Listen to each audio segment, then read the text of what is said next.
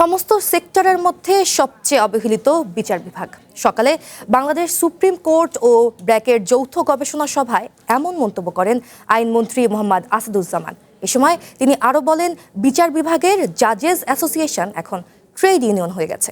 মহাখালী নারী ও শিশু নির্যাতন দমন ট্রাইব্যুনালের বিচার দীর্ঘসূত্রতা ও মামলার পরিস্থিতি নিয়ে আয়োজিত সভায় গবেষণা ফলাফল তুলে ধরা হয়। ভবিষ্যৎ হোক নিরাপদ, বিনিয়োগ হোক বিশ্বস্ত, আর আমার পছন্দ সল্ট বে। ওয়েলকাম টু সল্ট বে। আমাদের একটা বিচার বিভাগের জাজেস অ্যাসোসিয়েশন আছে, এটা ট্রেড ইউনিয়ন হয়ে গেছে।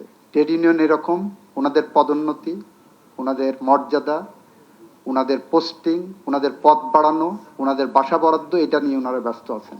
যার ফলশ্রুতিতে কি হয়েছে, আপনি লোয়ার কোর্টে যান, ডিস্ট্রিক্ট জাজের সংখ্যা অনেক বেশি হয়ে গেছে, অথচ হওয়ার কথা পিরামিড আকারে। আমার লোয়ার লেভেলে সিভিল জাজ নাই, সংখ্যা কম।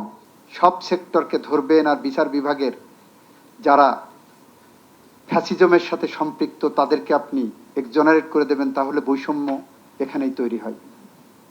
এই বৈষম্যের জায়গা থেকে আমরা বের হতে চাই।